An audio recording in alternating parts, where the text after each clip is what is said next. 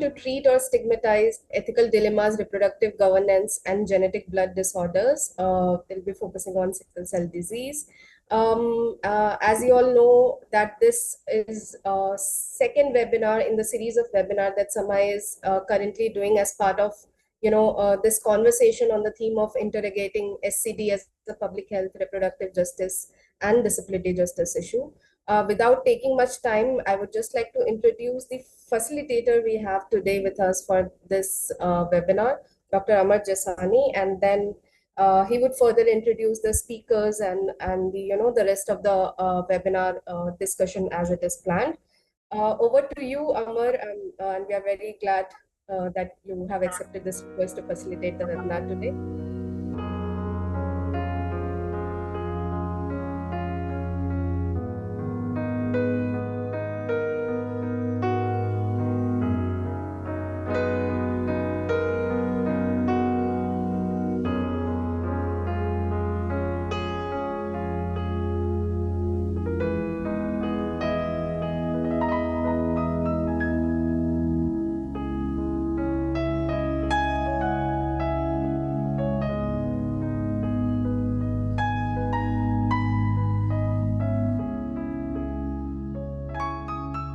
Thank you, Atsa, and thank you for this webinar. I think after you organized a meeting in Delhi where we all came and had a very, I think, stimulating discussion on sickle cell disease.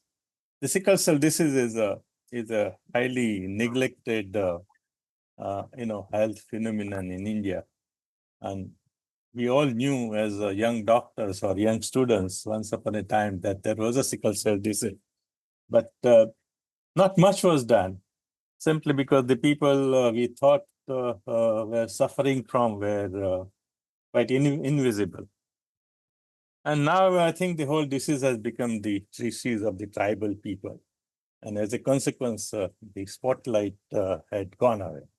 In last 1 decade, suddenly I think there is some concern being shown, more because of the development in genetics, particularly, genetic gene editing, where there are possibilities of taking up certain diseases for creating some new, therapeutics there. So sickle cell is one of them, and that's how there is more attention being paid.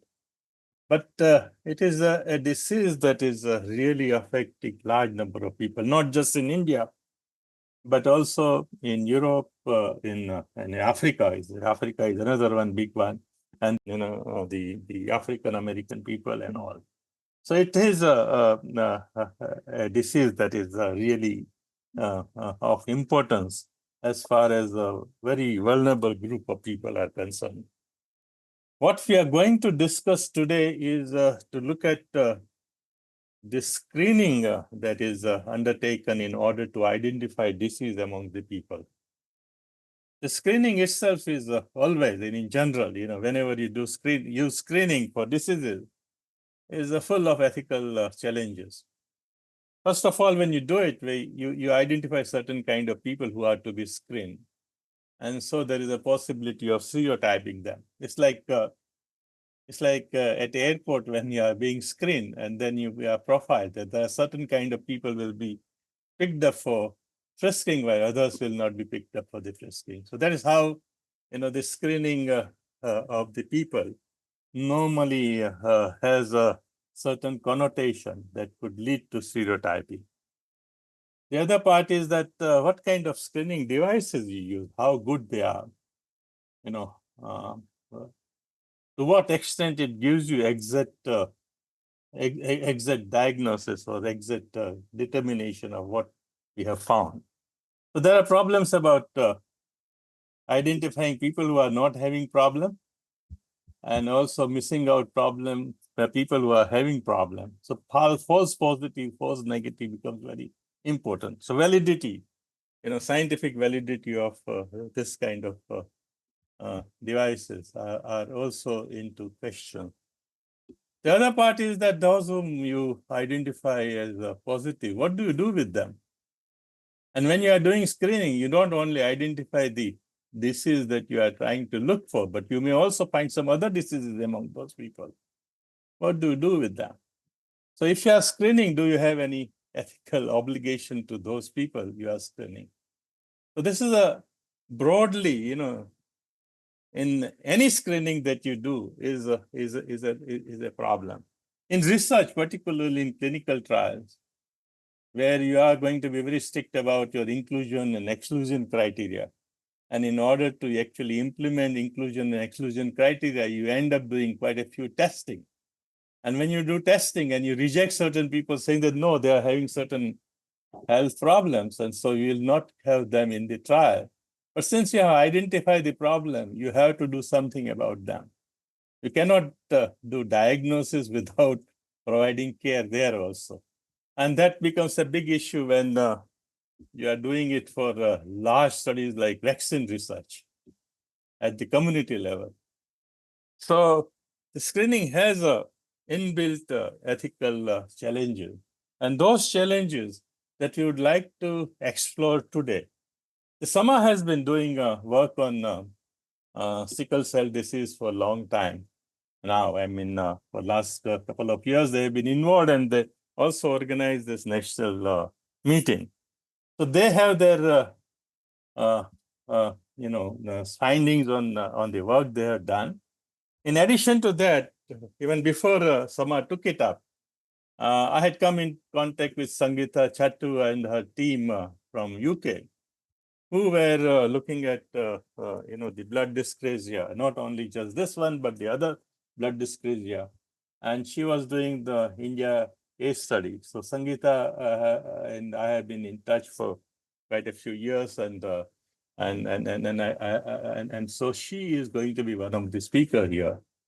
And the third one is Yogesh Jain, who has been working in Chhattisgarh area where there is a high prevalence of this disease.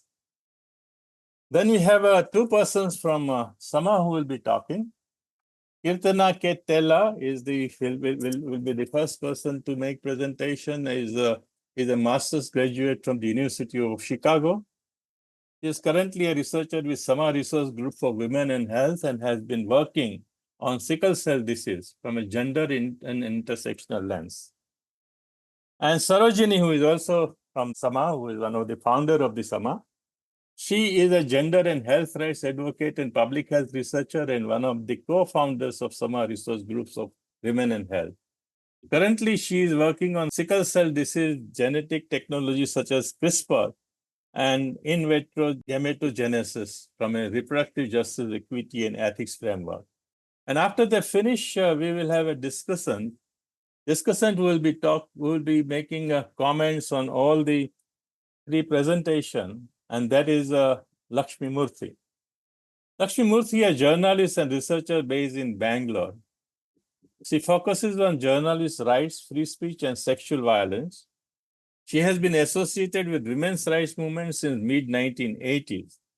She edits IFJ's annual South Asia Press Freedom Report and conducts research and training on gender, freedom of expression, and journalists' rights. So these are the three presenters and one discussant. We'll start with the first presentation. That is going to be that of Professor Sangeeta Chattoo. So Sangeeta, the floor is yours.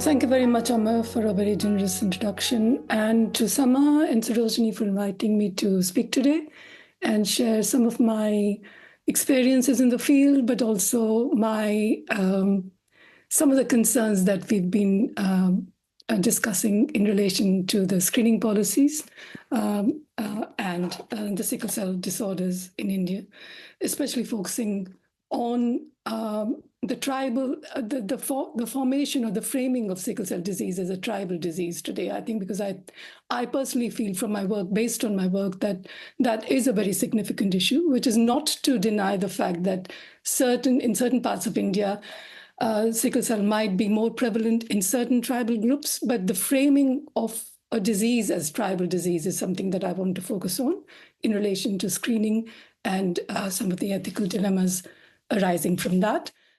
I just wanted to provide a little bit of an overview of saying that I have seen that I've been in the field since 2016 is when the study that Amar was mentioning was first started. And I can see it's a very fast changing scene in the last 4 or 5 years. Suddenly from the 2016 guidelines, which mentioned sickle cell only almost like a footnote in the guidelines for prevention and treatment of inherited blood disorders. And there were almost like a copy-paste segments on sickle cell. And there was a lot of hue and cry in terms of sickle cell not being a priority at a central level in India. And in 2023, 23, we've suddenly seen that there's been a lot of work that's been done by lots of community organizations and groups and some clinicians who have been at the forefront. And we see that in the 223 framing of sickle cell at a national level, it's been reclaimed almost as a tribal disease. And the note of the Prime Minister in the 223 guidelines speaks for that. And also, I think it's very clear in the way, in the manner in which the Ministry of Tribal Health has suddenly become almost like the guarantor, if you like, of the policy deployment in relation to resources and guidelines that are being provided in relation to the management of sickle cell disorders. And just a historical brief, going back to the model, the original model of the prevention and control, which really started in Gujarat, which is being almost popularized as the model that can be or should be used or followed all across India. So just a little bit of the historical background to the policy framing. So I just want to go back a little bit in terms of the framing of sickle cell as a tribal disease in the historical sense of the intersections of race and tribe, which I think are very much rooted in the history, the colonial history of India. And briefly, just to remind ourselves that the first case of sickle cell was diagnosed in a Black patient in Africa in 1910. And the first, if you like, sighting of a sickle cell disorder in an Indian patient was by Lehman and Cutbush, who were two British clinicians working in the field around that time. And they found the first incidence, if you like, of sickle cell in a tribal population in Nilgiri areas in very close to Gudalur, where some of us, we are familiar with the work that's being done there. So I think there are some intersections there. And why was it that it was first defined as a tribal disease is interesting because of the assumption that sickle cell was basically a Black African disease, which was very closely related to the history of slavery in the United States. And a lot of clinicians and hematologists then started going back to Africa.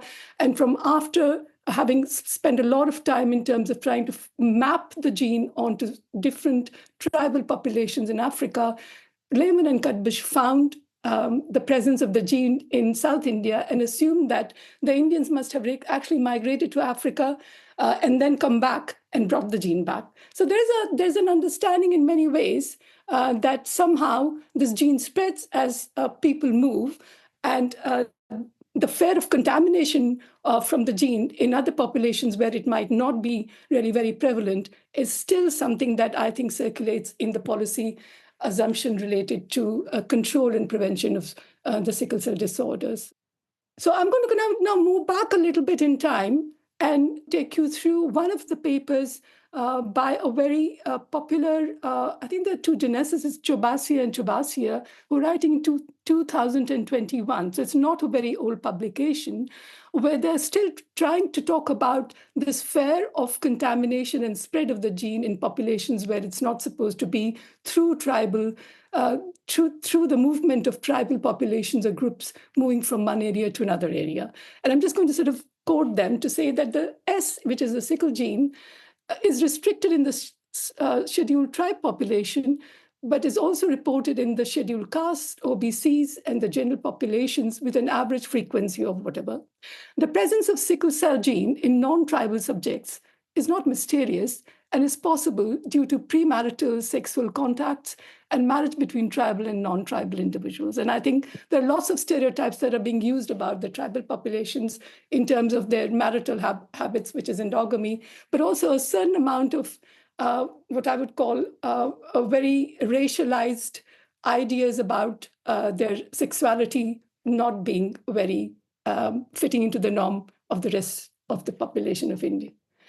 And at this point, I think it's very important to remind ourselves that there was the Criminal Tribes Act, which was introduced by the British, that was in 1871. And after the independence of India, some of these tribes had to be denotified in law or decriminalized in law, which is what has led to the scheduled list. And then you also have the other scheduled castes that due to the affirmative action policies were then designated as scheduled castes and scheduled tribes. Now, my interest really in terms of bringing these intersections to the discussion and to the floor today is to remind ourselves that there is a very, very strong strand of relating certain tribal groups and even caste groups in relation to genes and genetics. And there are certain repercussions that do arise when we are trying to map genes onto certain social groupings and geographical areas as if pretending or assuming that they are really homogeneous wholes, that we know that they're not. Because you can have tribal groups who might be living across, we have caste groups that might be living across geographical areas, but historically we assume that sickle cell has been a lot more prevalent in tribal groups, which actually the evidence and more recent research proves is not really the case. So if you, for example, one of the studies we did in Nagpur recently in looking at mortality rate, if you go in geographical areas where there is a lot of the preponderance of the lower caste or scheduled caste groups in the population of a particular hospital, you end up having the sickle cell population that is more representative of that particular population. So along with that whole process of denotification of tribes, we also saw the emergence of the ashram schools. And if you look at the history of screening in India, ashram schools became a very focal point for easy targets for screening in the populations. And that continues to be so. And the process of seeking consent is anybody's guess. It's usually the school principals who are asked for the consent without seeking the consent of the families or the parents. And how the information is then shared and what is done with the information in relation to both carriers and people who have the condition, again, is a very, very difficult subject to be looked at. Going back to the ethical issues of screening for prevention at a community level, I have talked a little bit about mapping the sickle gene onto tribes, which again reinforces the idea that sickle cell is basically a tribal disease. But then there are also lots of casteist and discriminatory attitudes that one found in the field in terms of lots of people coming up and saying, if you ask them, so what do you think causes sickle cell disorder? And we were working largely in the Gadchiroli area in Maharashtra. And people would say, oh, it's basically gai maas khane wale logon mein ye bimari hoti hai, which is basically saying that the tribals are basically outside the purview of caste. And because they eat beef, which is a completely different debate altogether, hence they've been having the incidence is higher in these particular groupings.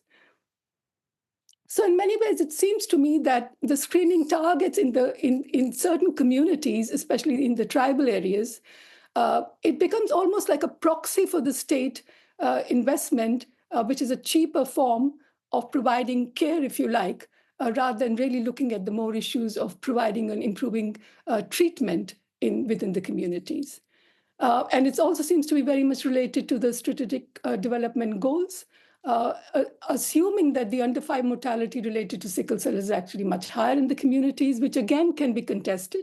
Because if you have very high rates of infant mortality as it is, deaths related to sickle cell are often attributed to the condition rather than lack of care and lack of proper treatment at a community level.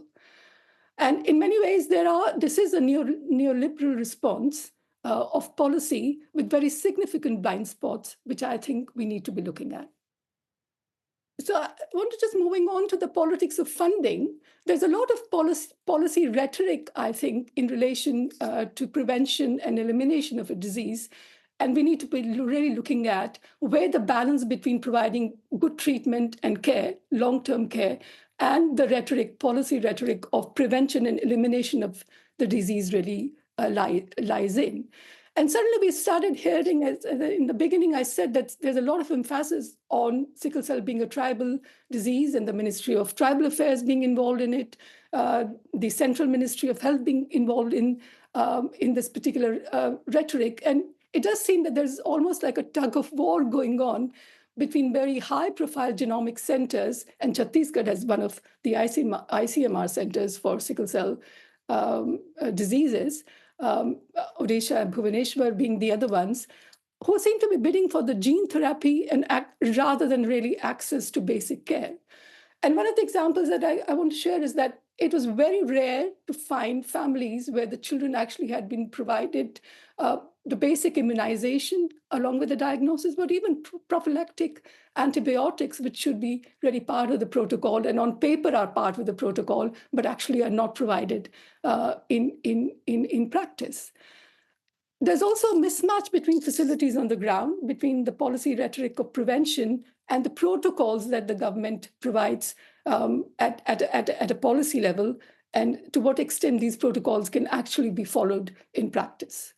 So I think there is something to be learned from a wealth of experience that we have, and people like Yogesh who've been working in the field, and there is other examples one can provide from Gujarat, from Nagpur, from Gudalur and elsewhere, where there's a wealth of experience, but a lot of sharing at what works at the ground level needs to be really disseminated, what we generally call the Jugaad practice in India in terms of trying to improve outcomes of care.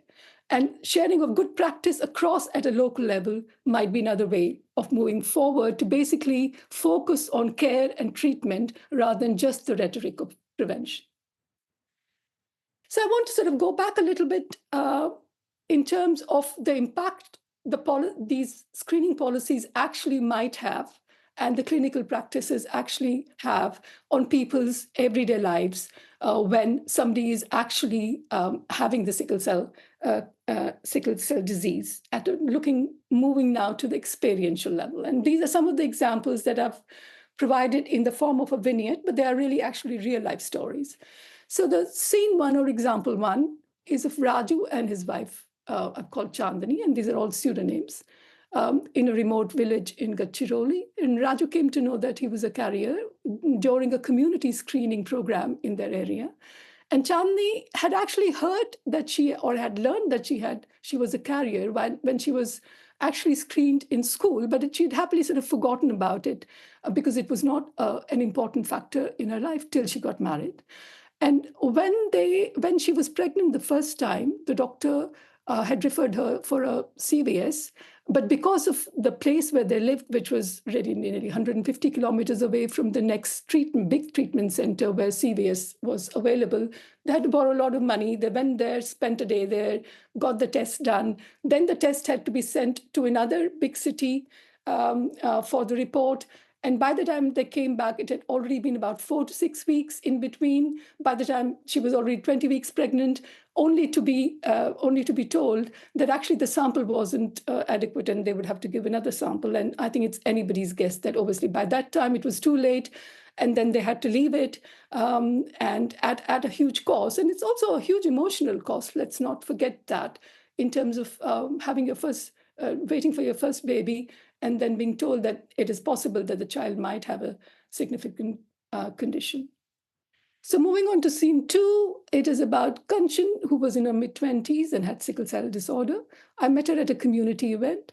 And Kanchan was like, I'll always remember her. Some of these stories you always remember, that she was really livid when she was trying to tell me that she was very upset with her doctor because the doctor kept telling her that she should never get married because she can't have children. And this is a very common story in the field. And this is not like stories from the past. There are parts of India where we worked in Rajasthan, across Gadchiroli, And then we went all the way tracing sickle cell in Mount Abu in Rajasthan and Gujarat and elsewhere, that there are certain places where the understanding of the condition is so basic at a clinical level that often women and couples are advised not to marry or not to have children if one of the partners has sickle cell. And the transmission or the inheritance patterns is very complex, and that's a completely different story. So in this case, she wanted to tell me that not only was she married now, she had a very good job in the state sector, but she was also proudly a mother of 2 children. Yeah. So this is the last example I wanted to share, was about Rani, who was in her 30s. And she was a patient of sickle cell disorder herself. And there were some issues, of course, and I'm sure we'll come back to this scenario of the impact on women's lives and their marital relationships and the relationship with in-laws in terms of being blamed for having sickle cell or passing on the sickle cell gene to the next generation. But I just wanted to hint here that there was some discord, but Rani was she was a very assertive woman and wouldn't take any nonsense. And she was basically living across 2 households. Whenever she got upset with her husband and her mother-in-law, she would just go to her mother's place because there was enough support from her mother's and her brother's family. And during the first pregnancy, because she had been a little bit unwell, the doctor had persuaded her and her family that she should really have a termination because it was not considered safe for her. And she was quite upset by that. And it seemed like she was quite determined to find a way around this because the doctors had said there's no way, she should just not try again because she could not be a mother. And she, of course, obviously was very upset about that. I went back to the field about a couple of years later, and then I went to see Rani, and I'd heard that she'd had a baby. And she introduced me to her baby very proudly, and also said that one of her cousins, who also was a sickle cell patient, had found a gynecologist in the private sector who had really supported her cousin. And this is the doctor who had really supported her to be able to sort of go through the pregnancy. And it was a difficult case. And I'm not, I'm not ignoring the fact that she didn't need a lot of blood. She didn't need a lot of support. But she, at the end of that, she did have a baby. And she was happy with that particular outcome. So this is something we might want to come back to in the discussion.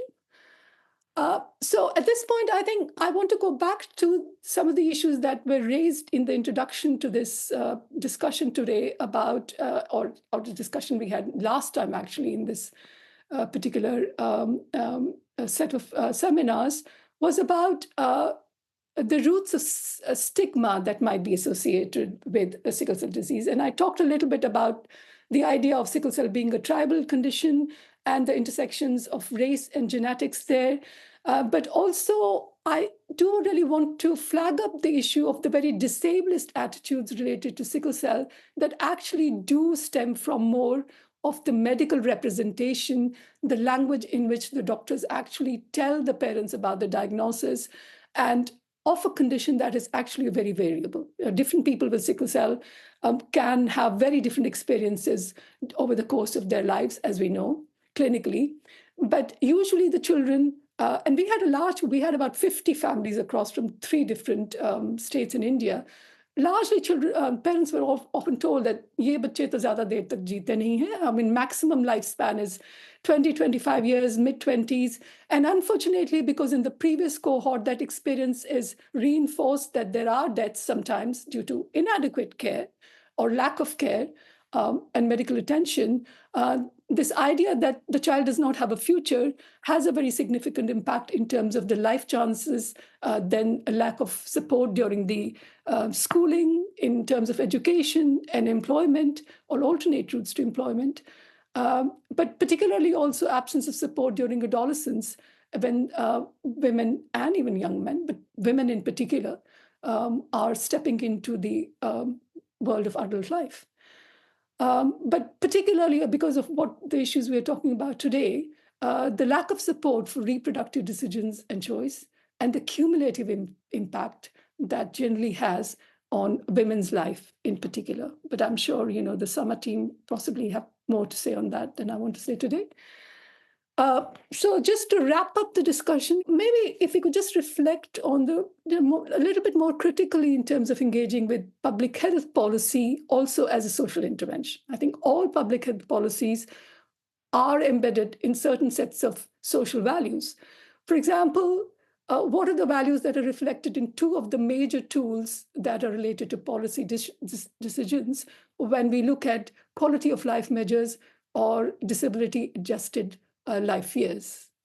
So then that takes us to the next point about whose life are we really valuing in terms of where the policy focus is in terms of putting money in an economy where we know that we're still spending less than 2% of the GDP on health, which is a major issue that is a wide problem. But again, prevention and eradication is really a policy rhetoric, I think, for addressing the healthcare needs of politically marginalized and socioeconomically deprived communities in India. And that's where it comes out very clearly in the Prime Minister's note in relation to the National Sickle Cell Anemia Elimination Program 2023. And then we also need to really talk a little bit about a lack of discussion completely, or an absence or a silence in terms of the place of compulsory antenatal screening in healthcare settings. The example being Gujarat, but Delhi has had this program in the state hospitals in the past, which I'm not very sure in terms of where we are with that now. In a democracy, what does that really mean?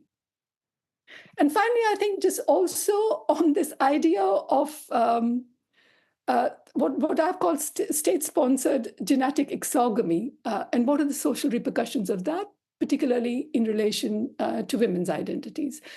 By genetic exogamy, I mean, all of us have seen that example of Janam Kundali Nahi Genetic Kundali Milaiye, which has this diagram of the recessive inheritance patterns. You know, if you're a carrier and if two carriers, what is the risk of inheriting sickle cell?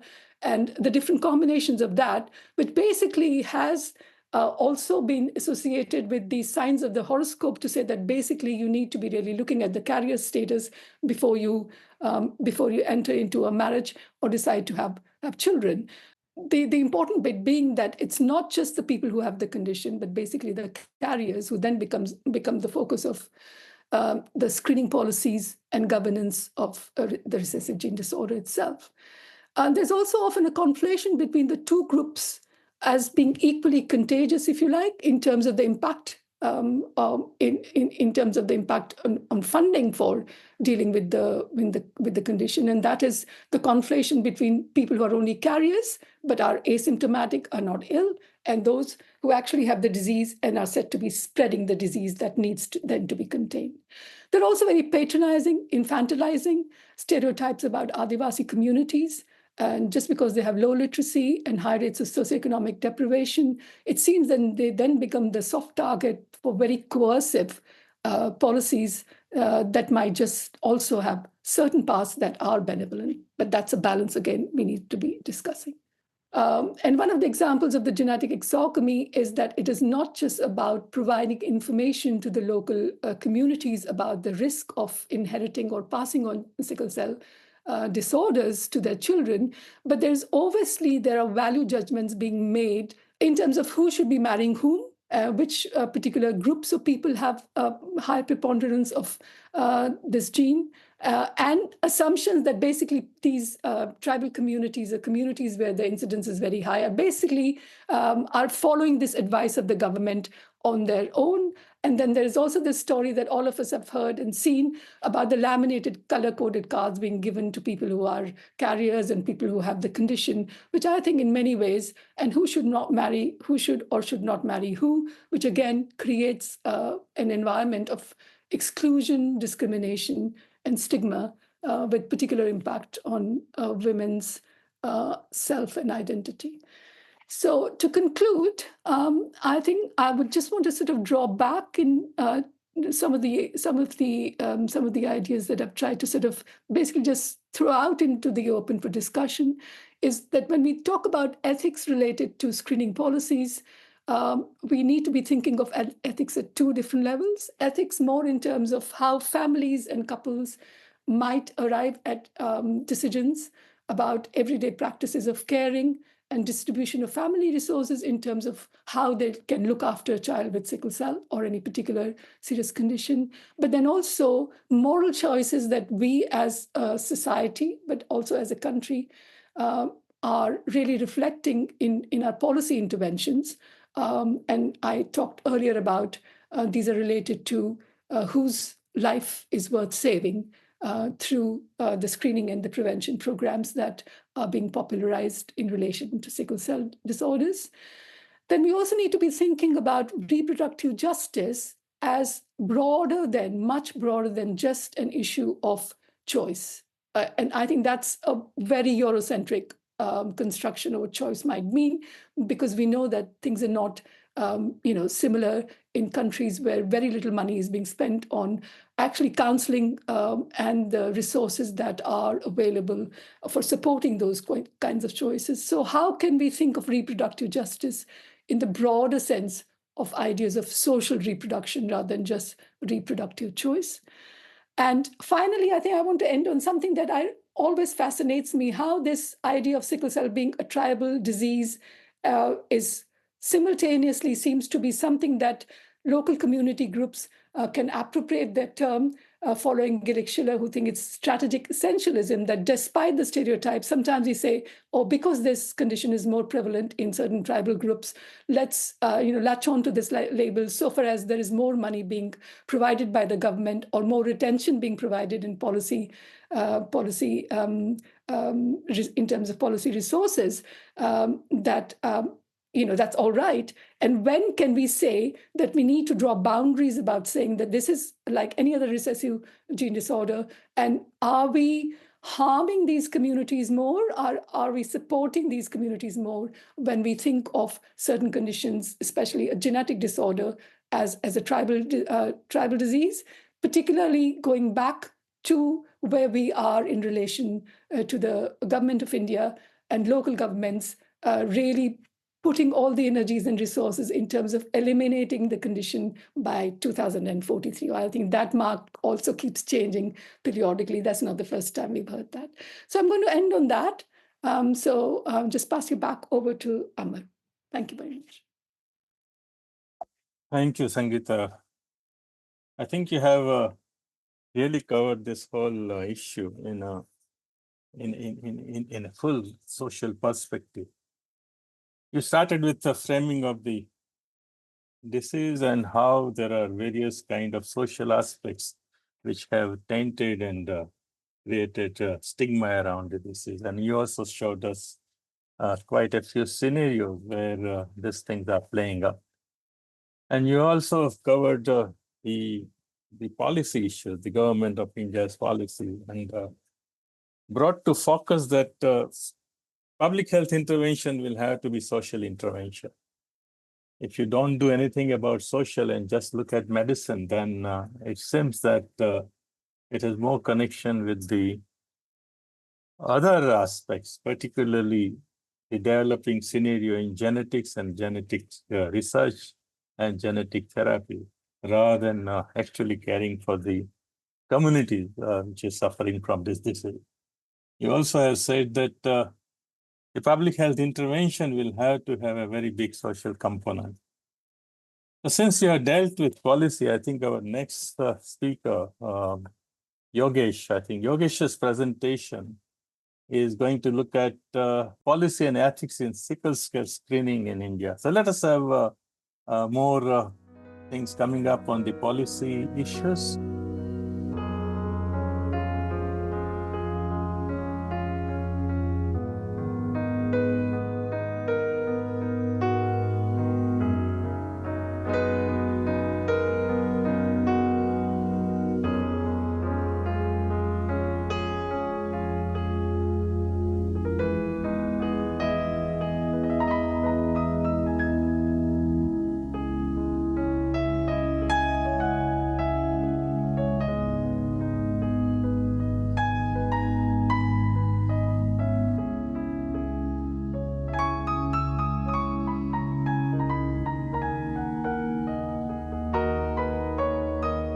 Thank you, Amma, for allowing me to speak on this in this very important meeting on sickle cell disease, where I'll talk about policy and ethics, ethical concerns, the way we are taking on the sickle cell program and in India. Before I get into the specific issue about that is allocated to me, I would just add to what Sangeeta has mentioned. I asked this question whether sickle cell disease is a disease of the Adivasis predominantly, and the answer that I found in our work was that that in Sarguja in northern Chhattisgarh, even though the population of the Adivasis among the entire district is 48%, the 32 to 32% are Adivasis among the sickle cell disease patients that we could register. Of course, that might suffer from the bias of Adivasis not accessing so much, or even Bilaspur also, where there were only 34% Adivasis in the sickle cell disease. The population of Adivasis in our program was 41%. In southern Orissa, sickle cell disease is largely a disease of the Dalits and not the Adivasis. And because of these reasons, the stigma and the othering that accompanies it has been a problem in both Chhattisgarh and Orissa, as we'll talk about later. So I would now, interrogate the policy for sickle cell disease that we have in the country by looking at the focus on screening programs that the country has taken on. What are screening programs? Basically, they are supposed to pick up people early for the disease so that the care can be provided. It is done among asymptomatic people. It's a service provided to a healthy population where you do apply a screening test to pick up those who are likely to have the disease. And this is done for the entire healthy population, as opposed to early diagnosis. The strategy of early diagnosis, which is done on people who are symptomatic, and the service is provided only to people with symptoms, not to everyone. And therefore, if you look at the screening is defined as by WHO and other multilateral bodies as the presumptive identification of unrecognized disease or defect by the application of certain tests, examination, or other procedures which can be applied rapidly. And screening tests sort out apparently well persons, not only those who are symptomatic, and those who probably have a disease. And a screening test is not intended to be diagnostic. It picks up people with suspicious or positive findings, and they should be further investigated for confirming the diagnosis and then the necessary treatment. And if we then look at it in sickle cell disease, we ask this question: can it help? Can screening of the disease help in initiating treatment early? The answer is yes, but if it is done early in life, like at a level of the newborns. Can it prevent the disease, screening? The answer is clearly no. Screening is not meant to do that, and certainly not in sickle cell disease.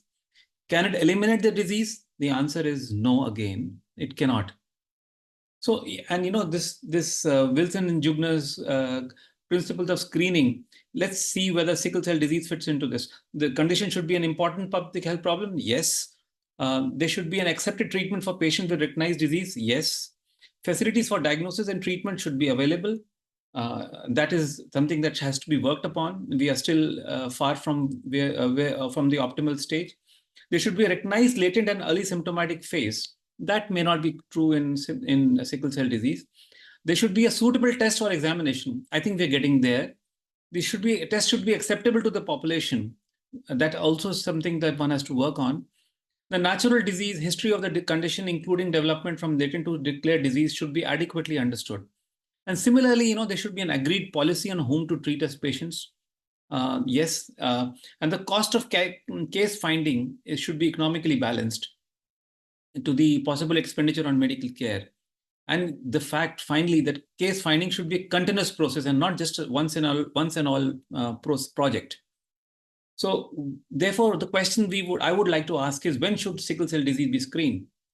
Worldwide, all countries in the world where sickle cell disease is a significant public health problem, they go look at newborn screening programs. and also the otherwise is to do antenatal screening, first of the pregnant woman and then of the partner, and then looking at whether the child should, whether pregnancy should be offered a prenatal diagnostic technique. But no country in the world, to by best of my knowledge, has experimented or has taken on mass screening of people below 40 the way India has done. So the question would be, why have we taken this on? And I would say there doesn't seem to be any logic, operationally or logically, why we should get into mass screening before we actually look at early diagnosis and treatment, as well as newborn screening first, and then think about considering mass screening. Clearly, if the objective of screening is to prevent the disease from happening, it doesn't happen, as I already suggested, or it does not help in eliminating a genetic disease, which we'll come to later. So who benefits from screening programs? That has been a challenge in all screening programs, not only for sickle cell disease, for other things. Usually the more disadvantaged people have higher screening rates, and therefore they benefit more even if you do it. So that challenge will be there in sickle cell disease also, screening. So, and we need to be mindful of the hazards of a screening program. As you can see, the screening program in India is not only for picking up the disease, it is for picking up people who have a sickle cell trait, and which for the purpose of doing premarital counseling, which certainly is fraught with risks, such as stigmatizing, as well as causing unnecessary anxiety, whether you have a symptom, whether you may be also symptomatic, or you might be causing disease, or you might be having some symptoms that are explained by it. There will be both psychological harm, and I think there will be a strain on the health systems, and unnecessary investigations further would be also one of the consequences of screening everyone, not only for disease, but even for sickle cell trait. So, and if you look at the policy in sickle cell disease in WHO Afro, which has the highest burden of sickle cell disease in the world, they ensure they're having a 3-tiered care program for sickle cell disease, which includes newborn screening and having social support for those who have the disease.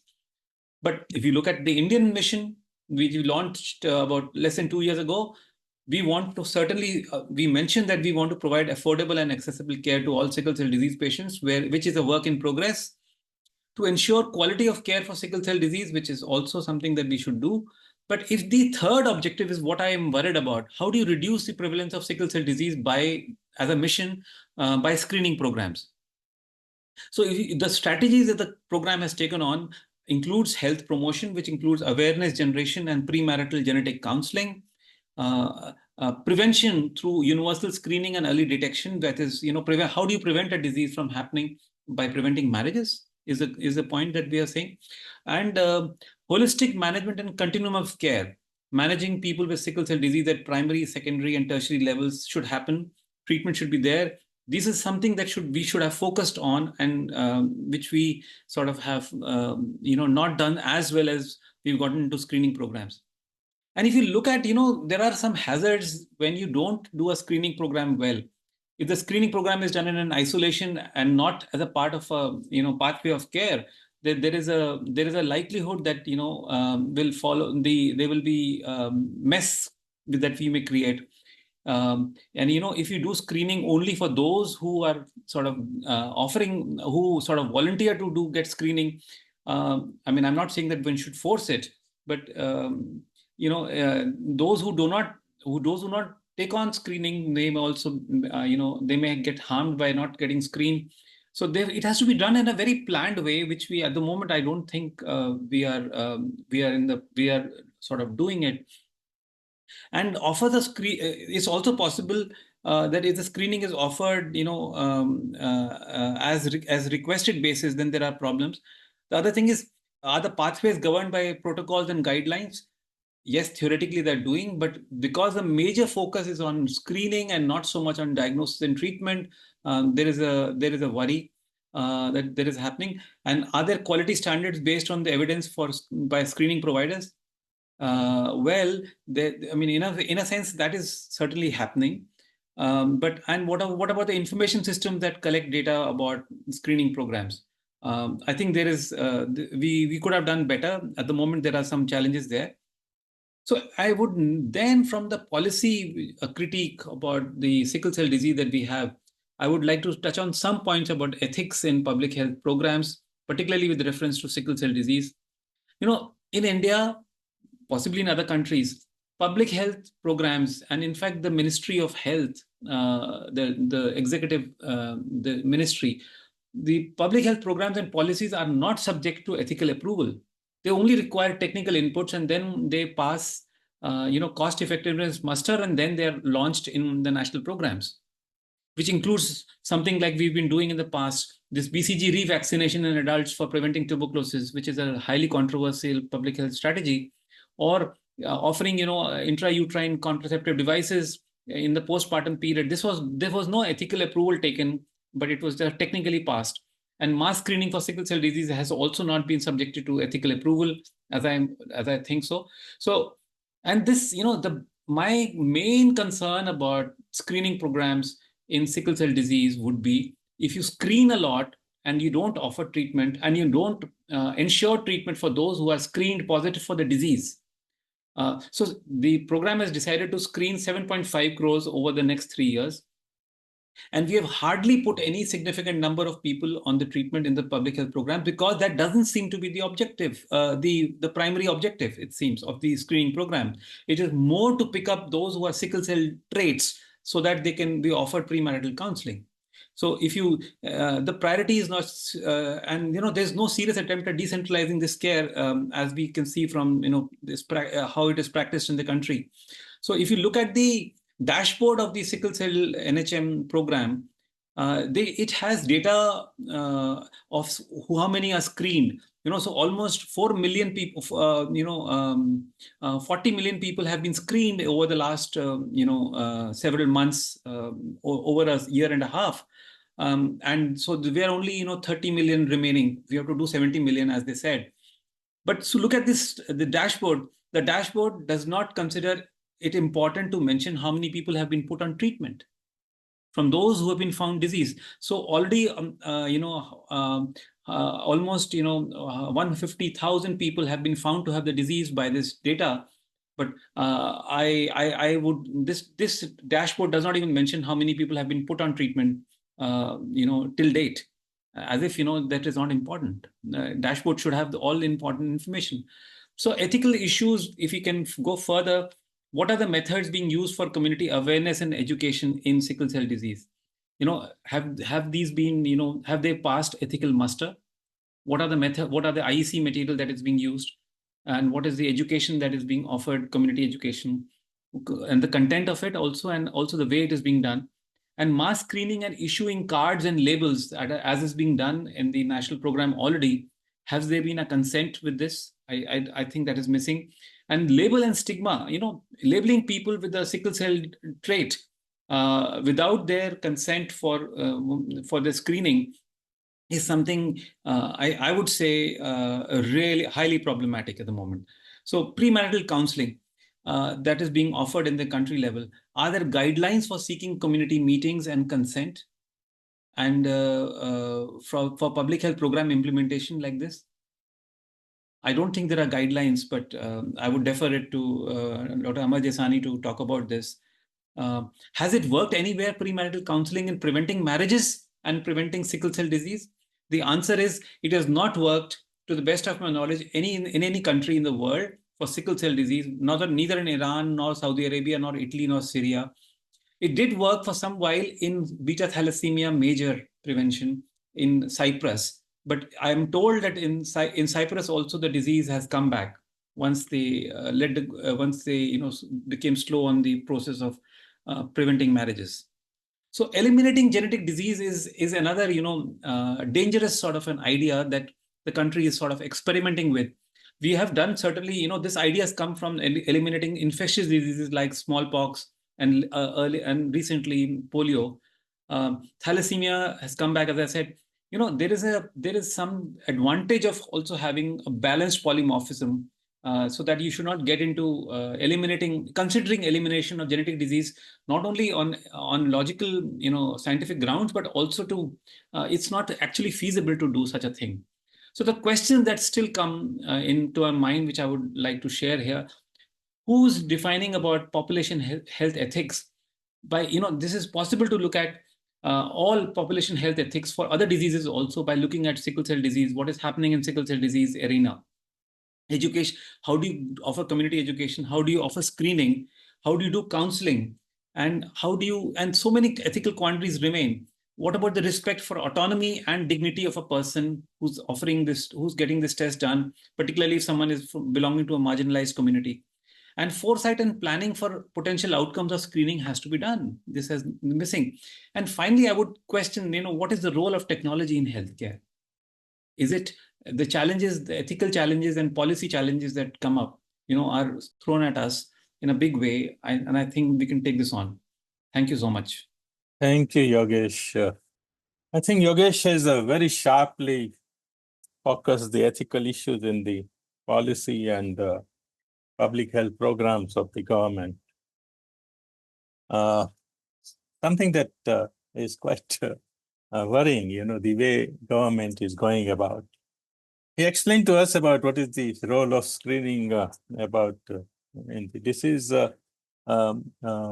diagnosis and all, but most important thing he talked about was three major objectives that government is talking about in order to take up the screening program. And this is a mass screening program. This is not just a newborn screening program or something like that. It's, every person is being screened. And seems that 7 crore people will be screened eventually. 4 crore they have already done. And from what he explained, it is very, very clear that the objective of providing treatment and care to those who turn out to be suffering from the disease are not at all taken seriously by them. That means you screen, you find out who are the people having problem, but don't do anything. That means you just watch them suffering and dying. I think that is one of the worst things that is happening here, and there is no public outcry on it. I mean, ultimately, what was Tuskegee? Tuskegee was, black people suffering from syphilis, and they were just observed for 40 years, till they died, in order to find out the natural history of the disease. Here, there is more interest in collecting blood samples and genetic profiling of them rather than treating and caring for them. That is, I think, a very strong point Yogesh has made, and we must ponder over it. He has also said that both this thing, the screening is more connected to the third objective, that is preventing the disease. Ultimately, actually eliminating this disease. Are they going to eliminate the disease or the people who are suffering from the disease? That is the major question that he has raised. And said that, ultimately what they are telling them is that don't marry, don't have children. That is actually their treatment rather than really treating them. Because the emphasis of or connection of the screening is more with the prevention rather than with the providing care to them. If screening was taken seriously, then they should have invested enough in the area where the people are having problems to improve the health services and ensure that everybody gets treated. But if that was the intention, of course, then they don't need screening. If people are suffering, they are going to come to a good healthcare services, and you will be able to find out what is the problem with them.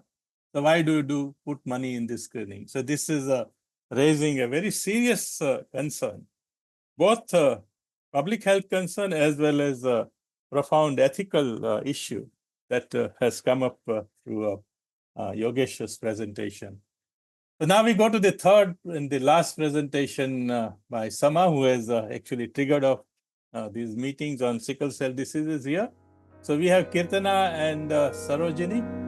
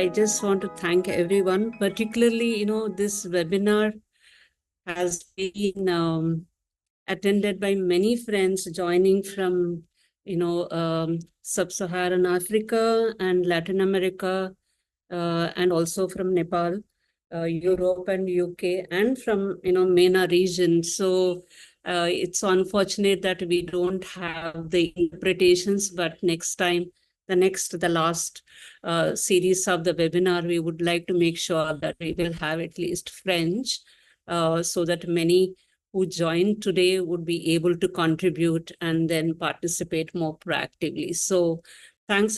We are dividing both of us. I'll just start with one aspect and Keerthana will continue. Most of the points which we were planning anyway, they have been captured by both the speakers. And we just want to, touch upon the larger picture, what is happening in the context of premarital and prenatal screening. Or is it prenatal screening, or is it preventing births, or the reproductive governance and sickle cell care in India? This is what our presentation is today. As we are for many years working on research and advocacy on gendered aspects of broader reproductive health issues, and our current focus on sickle cell disease in particular, it pushed us to ask how we as feminist investigators must approach this issue that allows public health discourse to respond to the issues of screening, stigma, exclusion, eugenics, and reproductive governance. So it became imperative to understand the social context and gendered experiences of sickle cell disease and its treatment, to analyze the efficacy and the implications of interventions such as what we discussed so far is the premarital screening and prenatal testing, as they throw up questions about reproductive justice, consent, bodily autonomy, privacy, and confidentiality. It's also important to assess, it has come actually even in the previous presentations, to interrogate the entire concept of elimination, I put it in quotes, of genetic diseases while foregrounding as a core attribute. So I just wanted to, quote here, Sangeeta Das, who was our previous, webinar speaker. She put it very nicely that reproductive governance emerged from sickle cell screening that became the basis for reproductive control policies, which targeted women and young girls from the marginalized communities most directly. There were many. In fact, very recently, Vadit Ravitsky also spoke about in the context of prenatal testing, where she's saying that it must be about choices and knowledge. It should not slip into the goal of eliminating certain types of conditions or even certain traits, syndromes, or types of people. What a child to have should always remain a personal decision, free of societal pressures. But I also added in our own context to the pressure from the state too. So we spoke about this National Sickle Cell Anemia Elimination Mission. I'm just picking up only one point which is related to our presentation. As Sangeeta and Yogesh already spoke about, it was launched in 2023, the goal of eliminating sickle cell disease as a public health problem in India before 2047. And it aims to do so through the enhancing the utilization of a premarital, preconceptional, and prenatal counseling, and setting up genetic counseling and testing interventions in high prevalence districts, and screening for the detection of sickle cell trait. You can visit the guidelines. They're available on the website. You can get to know much more. I just touch upon the premarital screening. What we are saying at some is it premarital screening or prevention of births? So the operational guidelines, identify two intervention points for preventing births of children with sickle cell disease. One is before individuals decide to get married or get pregnant. And the second is after pregnancy is detected. In the first case, the guidelines recommend premarital and preconceptual counseling with the help of sickle cell cards. The broader purpose of this screening exercise is to lessen the chance of transmission of SCD to the offspring by reducing the high-risk marriages, thus improving health outcomes and reducing the burden of treatment. So premarital screening is to prevent higher risk couples from getting married. So when we set sickle cell cards, which also came up in the previous presentation, I just wanted to elaborate a little bit so that, some of you may not have looked into the guidelines.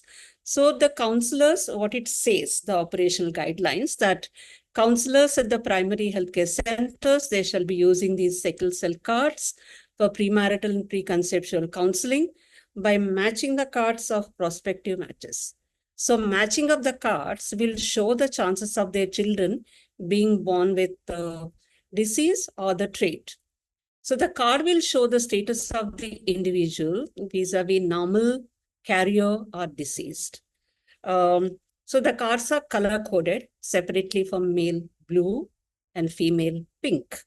So based on the card status, the individual will receive treatment and counseling services. So this is a look of the cards. You can see the pink and blue here, and you can, look at them very carefully in the guidelines also. So the card has details such as gender and test report. That means whether sickle cell disease or carrier or normal on the front side of the card. Rear side of the card has details on the possible outcomes of conception if any person with either sickle cell disease or carrier marries. So while matching the cards, they should be placed together and held against the light. The holes coinciding will give the possibility of having a disease or trait in the child, which is very difficult to imagine, in fact, of course, like how that light will fall and then how they will coincide.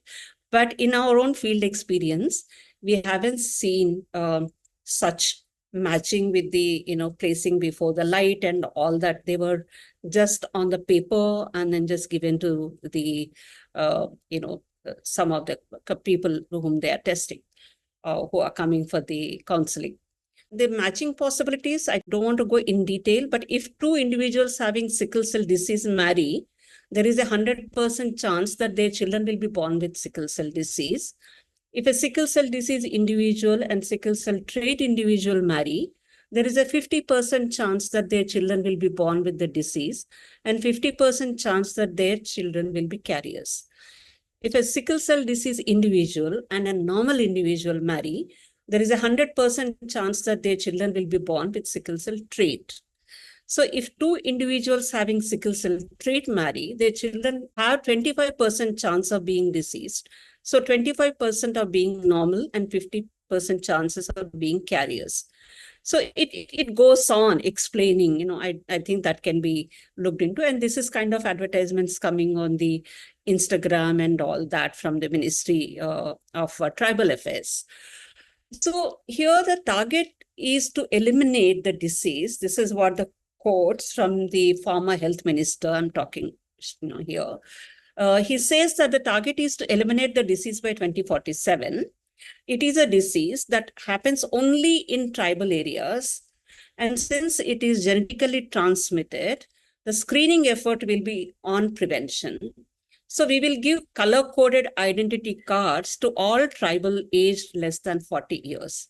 So when marriage negotiations happen, the two cards can be matched, much like we match astrological charts now, which I think Sangeeta mentioned, to assess the risk to any child born of the union. So based on that, a decision can be made on the marriage. This is what the health minister, former health minister said. He also said people should match sickle cell genetic status cards before marriage to ensure that the disease is not transferred to the next generation. Sabka saath, sabka prayas. We need to try, prayas can stop the spread of the sickle cell disease. So the onus is on us. We need to make an effort, then only it can be stopped. So this is what which has been, I thought it is important. And this is a Kundli thing, which was there in one of the, one of the states, which they came up with this module guide on the sickle cell. Again, the word Kundli, and, it says like men and women belonging to, some of the serial numbers here should not get married. It says very clearly. But this is not in the operational guidelines, but this is one of the states which have been promoted. I'm not going much into that now. So what are the issues and concerns which we have? Making one's genetic status, a factor in marriage without adequate information, dispersal mechanisms about the illness is extremely stigmatizing, especially for the girls and younger women from the marginalized communities. And the right to privacy and confidentiality, which is undermined by the number of people involved in this screening and counseling procedure. We know how many people were involved in one of the states where we were doing the field work, and it is all open, and they were saying they were, the cards were manipulated or there was double entry and all that was happening. So where is this information is going, first of all, and where this information could be disseminated, and what are the possible consequences in terms of social stigma, which is highly stigmatized, SCD, and the exclusion they are going to have, which they are having already facing in the community.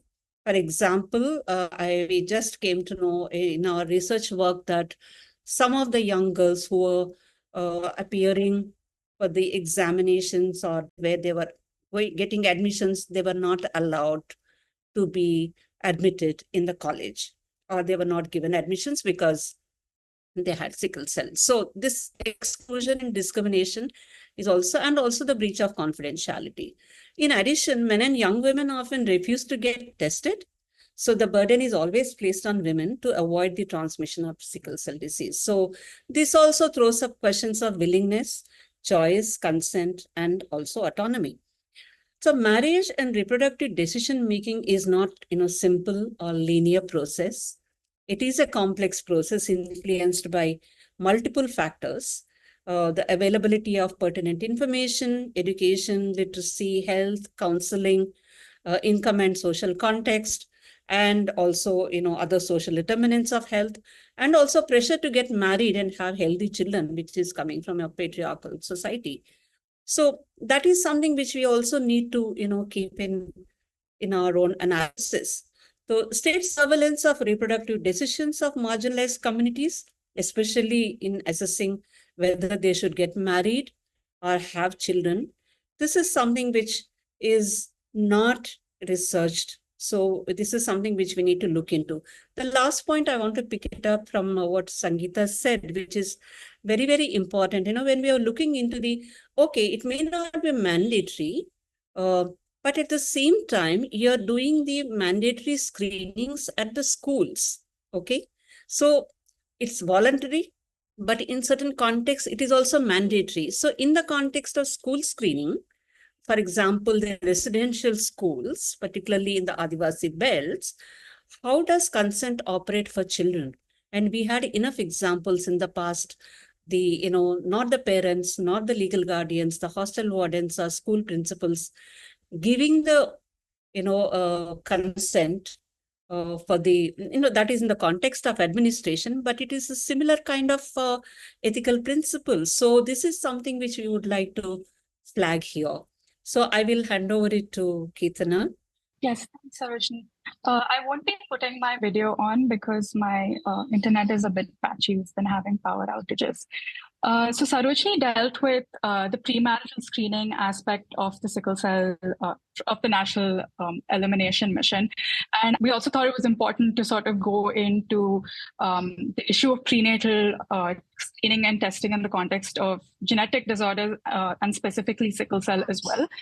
So just to sort of like a broad overview, and most of our participants will sort of know this, that India has a long history of an involvement in the politics of sex selection and disability rights, especially in the context of prenatal and preconception technologies, which came up with the widespread practice of prenatal sex selection, sex-selective abortion, which feminist researchers, feminist public health researchers were pushed to sort of investigate the mechanisms of sex determination, genetics, ARTs, and their impact on women's bodies and larger society. And Sama has actually also been a part of this work as well. So while abortion based on sex is explicitly prohibited in India, availing an abortion based on grounds of fetal abnormalities detected through prenatal diagnosis is allowed, because the MTP Act is also quite, it's disability selective. And there's an error there.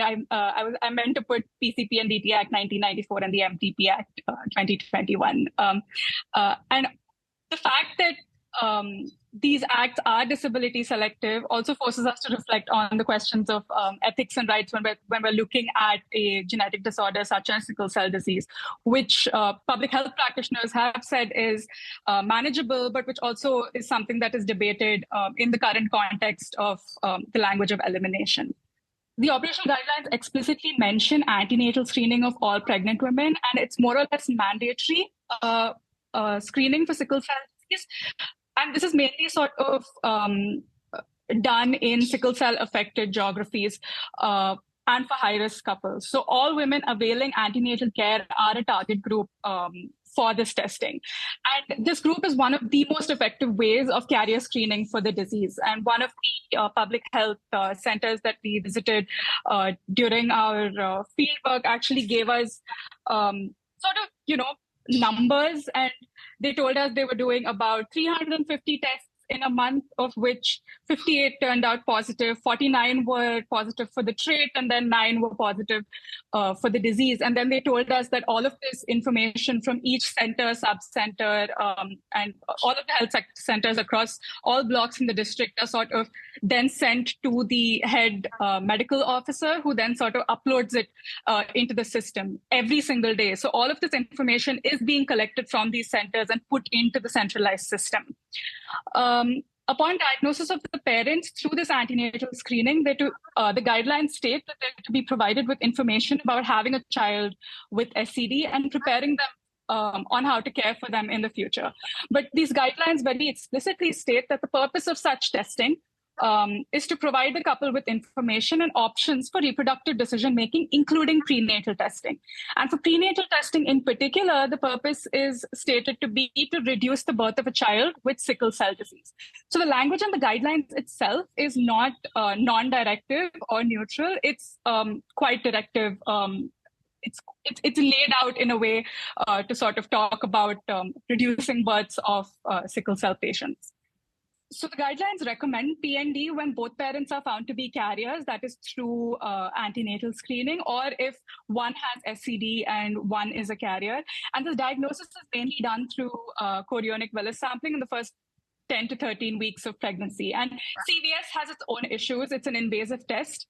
It does carry with it the risk of miscarriage. It is extremely expensive to avail for most people, and it's not widely available. And I think Professor Chattoo also mentioned this in one of her cases, where the couple had to travel 150 kilometers to avail the test, spend all of that money on transportation and finding accommodation and the test itself, only for the test to fail. And obviously by that time it's too late, or also it becomes even more unaffordable, have to do the same test twice. We also saw this during our community interactions of people being recommended CVS. And there's only one center in Chhattisgarh that does CVS, and that is a private clinic in Raipur. So it's not available in government facilities, which means that it is there is significant expenditure involved, and it's not available for free. Counselors are then to provide advice on pregnancy continuation, one that having the illness itself requires specialized lifelong care through the provision of medications such as hydroxyurea, folic acid, in some cases blood transfusions, or that an MTP can also be provided before the 20 to 24 week limit as outlined in the Act. So the counseling modules for SCD, which is put out by the Ministry of Tribal Affairs, and I quote, says that with the correct knowledge, you can prevent having children with sickle cell disease in your family.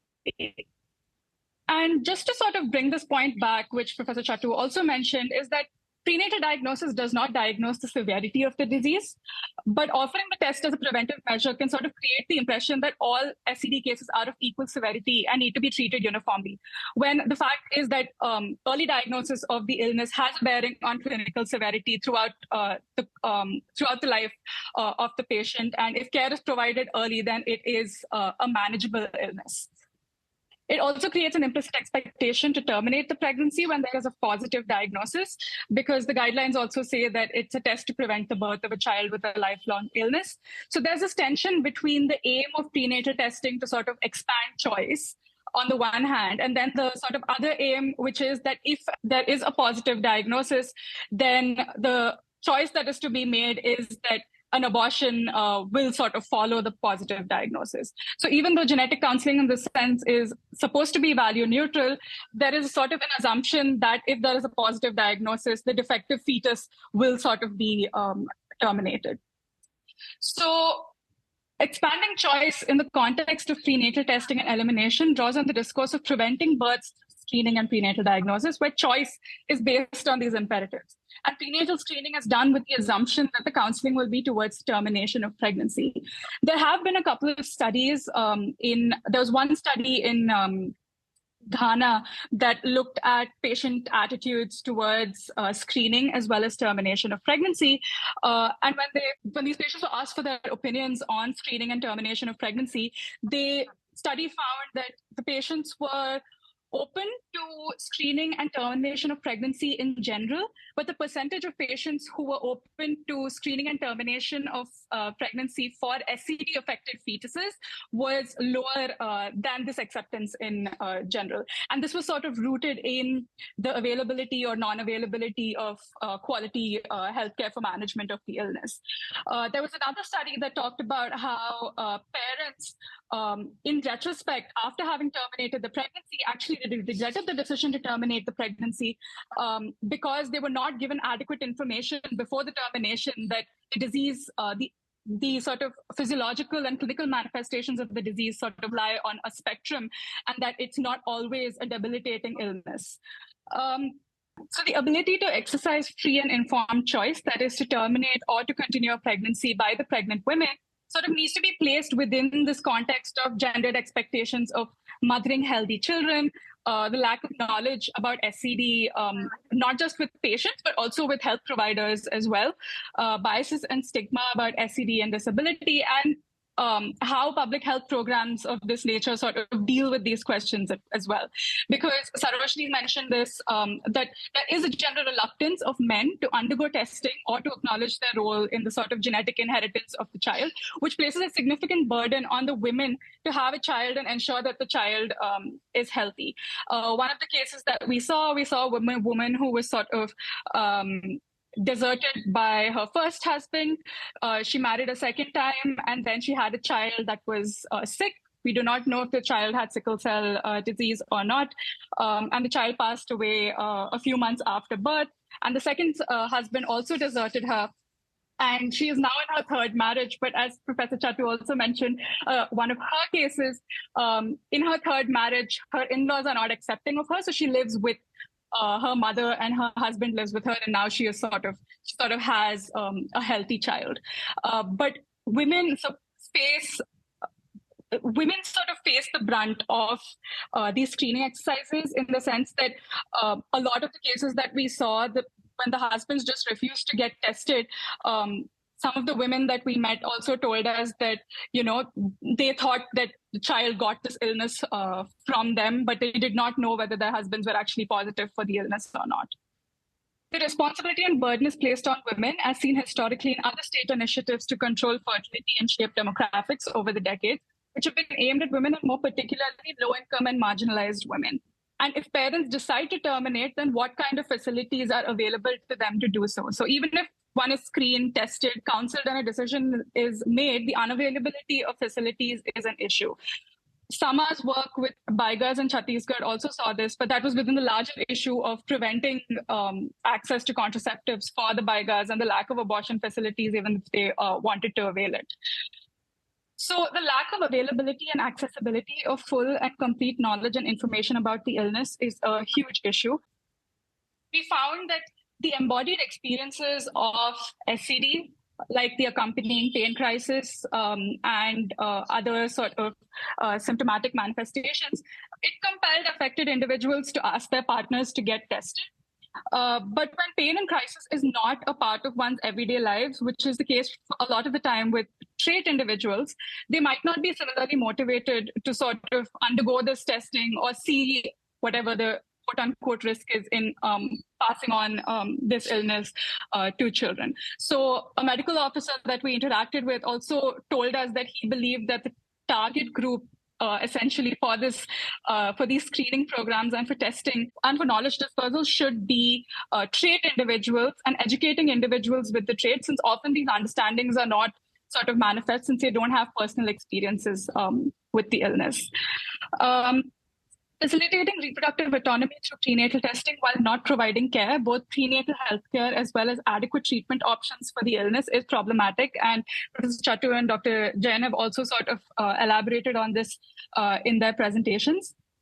And I think it's also important to flag that there was this one study in West Africa where those parents would not entertain the thought of a therapeutic abortion if the fetus was diagnosed with sickle cell. All of the parents sort of agreed that knowing the fetus's disease status very early on would sort of benefit both them and the baby. So the imperative of prenatal testing there wasn't that termination should follow positive diagnosis or that treatment might not be available post-diagnosis, but rather that having that knowledge that they might be having a child with sickle cell disease would sort of help them prepare for the birth of the child and prepare for providing that sort of care to the child. In the larger public health context, what does a responsible use of genetic counseling look like, especially when there are not enough genetic counselors and not enough information? And I think this needs to be considered when we're speaking of a recommendation for prenatal diagnosis and elimination. So this question of medical genetics versus eugenics is something that has come up. And I think Dr. Jesani also sort of brought up this whole sort of the developments in gene therapy and gene editing technologies and providing treatment pathways for genetic illnesses, which it does come within the purview of medical genetics. But there is a distinction in programs that when we're considering programs of this nature that are sort of implemented on a mass scale and that sort of stereotype particular communities and mark and map these diseases on particular communities, that it sort of contributes to a eugenicist discourse, especially when this mapping takes place along community and caste lines. So there is an attempt to control the fertility of marginalized populations without providing adequate treatment options, when in fact providing treatment needs to follow screening as an ethical imperative. And reproductive decision-making and reproductive choice is, of course, extremely complicated in the Indian context and needs to be sort of facilitated within these contexts, which is sort of central to this larger commitment to reproductive justice. And this is something that when we sort of decided to sort of go into the field and talk to women, this was something that we thought needed to be placed at the center and sort of addressed throughout our conversations with people and interactions. But thank you very much. Thank you, Keerthana and Sarojini. I think we now shift to the discussion phase. So in order to trigger the discussion, we have Laxmi here.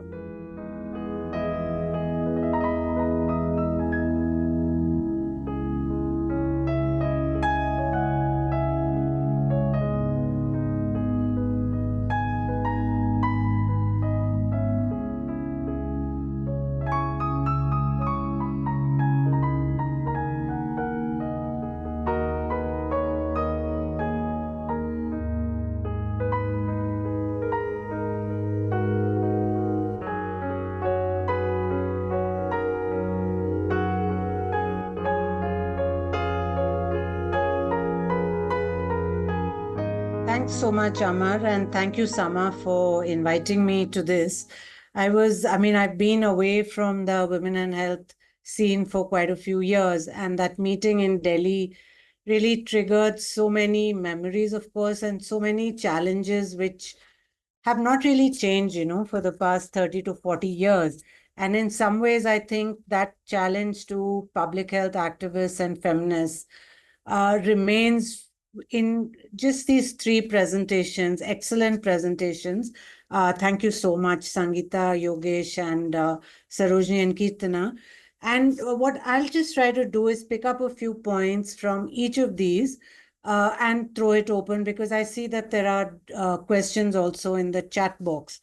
And starting with Sangeeta's presentation, where she just reminded us of the colonial history of, identifying sickle cell as a tribal, quote unquote, disease, to the last presentation where Sama team has flagged the problems and challenges with the state intervention and the state control of controlling the reproduction and population of marginalized populations. I think there's a trajectory we must be very mindful of, and some of the lessons of the colonial past need to be looked at, particularly in issues of stigma, which I think all the speakers have flagged.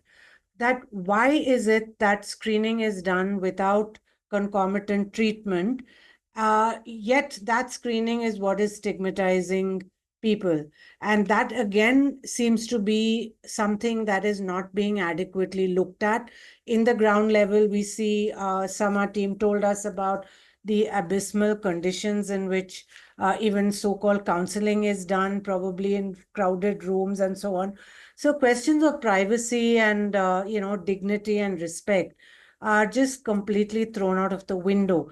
And these are things which I think even in the guidelines, one needs to keep pushing for and looking again in the framework of this colonial mindset, even of the current dispensation. And that is something one would worry about when there is so much of, there's such a lack of privacy of data, despite laws being passed for data privacy and so on. The fact that, mass screening with data of the practically entire population of India being in the hands of agencies which have zero respect for data privacy is something that one really needs to worry about. Another point which I found each of the speakers talking about is the issue of consent and choice. And consent in terms of looking at screening, whether with children, also consent of screening and the counseling and the outcomes of that counseling.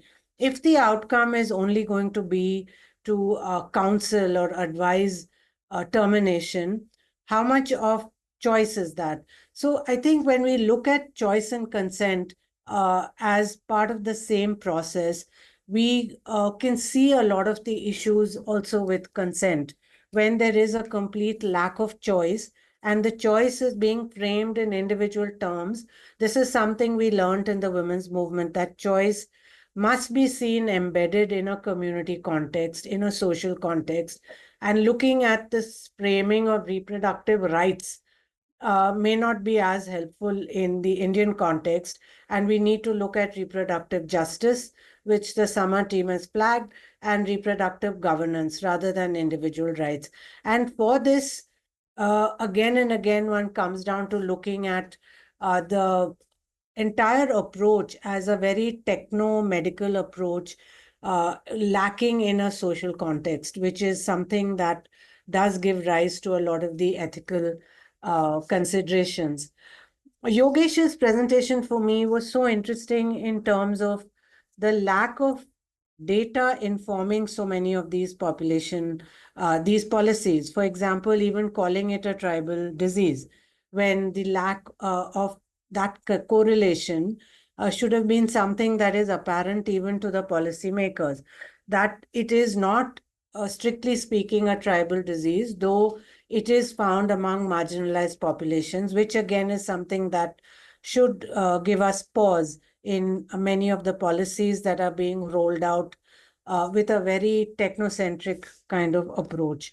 So the other, thing I think which Sangeeta touched upon but had, I guess, not enough time to go into, which would be interesting to pick up, is the politics of funding and look at how each of these very vertical programs are funded and how they are rolled out on the ground.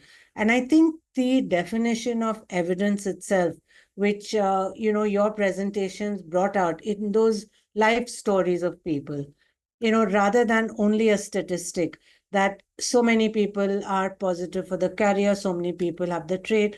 When you're looking at the stories of real people and their trajectories and their choices and their experiences of reproduction and caregiving, I think these are again important kinds of evidence that need to be foregrounded in the whole cloud of statistics and data that is thrown at you. The other aspect, which again which Yogesh brought up in terms of after screening what and why screening. I think that is a question we need to really look at very carefully. If after screening treatment does not follow, then why screen? And who is one screening? Look at cost benefit, analysis of all of this. And I think this is again something, being from the media myself, this is something that is not that hasn't been picked up at all, even by health writers, in the depth and in the kind of detail that it needs to have been picked up. Why is there not enough scrutiny of the funding aspects? Why is there not enough scrutiny of these central programs, the cost benefit analysis? Who is doing the cost benefit analysis? I think these again are issues which one needs to look at, even in terms of a lot of buzzwords of stakeholder participation and so on. And where do public health activists and feminist activists figure in all of these discussions? So I think, again, just the last point I want to make is about looking at the social versus the technical aspects. Simplifying these, I think a lot of work has been done by health activists for the past 30 or 40 years. This is something that is newly unfolding. And I think before the discourse takes over, I think health activists can intervene and make a difference in terms of even understanding. Many of us who entered the conversation late have really been, I mean, my eyes were opened actually in that seminar in Delhi in terms of the kind of ignorance that needs to be combated, the kind of data that needs to be generated, and the kind of evidence that needs to be generated in terms of even defining what is acceptable evidence. So our stories of women and couples and families are not enough evidence for policy. I think this is something that the Sama team has shown how important those stories are in a way. And Yogesh and his team looking at data and statistics and somewhere merging these narratives really need to be pushed more in the public domain. I'll stop here because I see so many questions and we might run out of time before the speakers have a chance to answer. Thank you. Thank you, Laxmi, for starting the discussion. The presenters, please have a look at first the chat box. I think some questions have already come. There is one from Anika Juneja, who says that this idea of requiring ethical clearance or review of public health programs is an important one, and we should look at the possibility of doing. And there is a Sunita Abram who is saying that, is there anything positive about the program? I don't know whether Yogesh wants to come on that, but I did want to say that I think I'm quite acutely aware that as social scientists, we tend to focus very much on the negatives. And that's why I wanted to start with the first slide did say things have moved very quickly.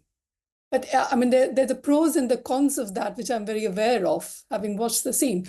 One of the things I would definitely say that we do really need to differentiate between newborn screening and community screening and prenatal, antenatal screening. And that's very, very important, because one of the significant ways in which outcomes for sickle cell have been improved all over in the richer countries, so-called North, is the newborn screening programs. And there are some excellent initiatives across. Gujarat has done that, Seva Rural has done that, Gurgaon has done that, Nagpur, Dipti Jainstein has done that, and lots of people at local levels, either in state institutions or charitable institutions, have introduced newborn screening and followed up cohorts of children where continuity of care has actually reduced.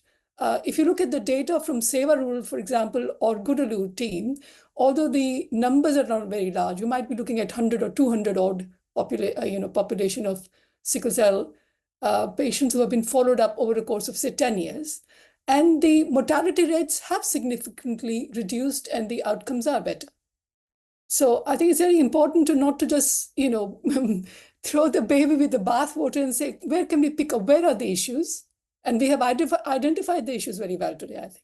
It's mass screening in the community, and especially the way antenatal screening then is a slippery slope between where it becomes mandatory, not very overtly, but where it is pushed as an, how many people that we are talking about actually will look at the consent process to actually know what I'm screened for?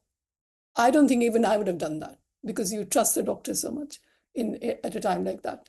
So yeah, that's a very different ball game. But I think the newborn screening program definitely has advantages. Some of the smaller discussions that we've been having, and I was part of, some of those discussions across Maharashtra and going on to Rajasthan and Gujarat, are basically to look at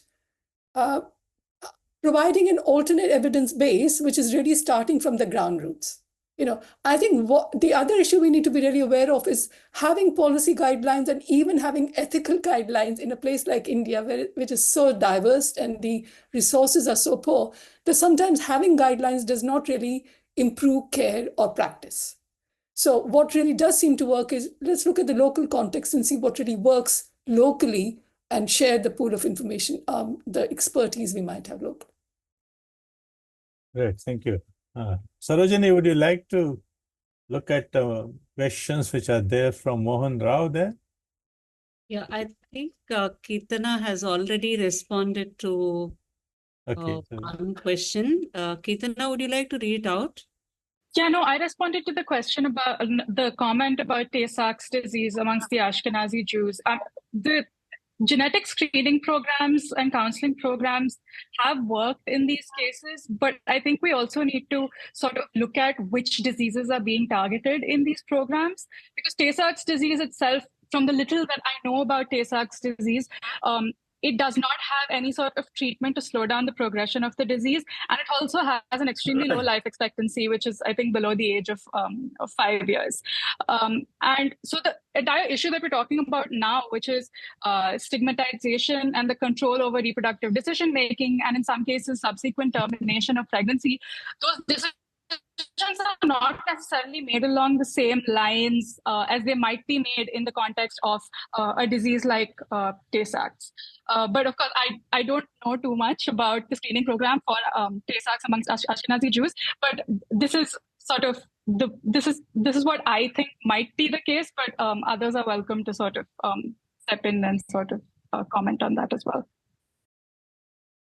Amar, if I may come in for a question, answering to what Sangeeta said and also posing another question to you.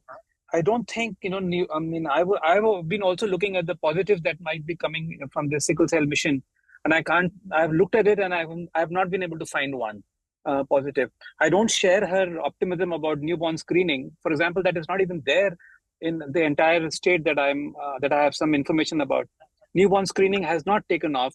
And, if you do it in a particular, an NGO or a medical college clinic, I don't think that's something to, sort of feel happy about. Whether if it's 100 people in a disease which, you've diagnosed 150,000 by a screening process, it makes no sense. And screening means screening everyone. It does not mean that you can choose whom you're screening for.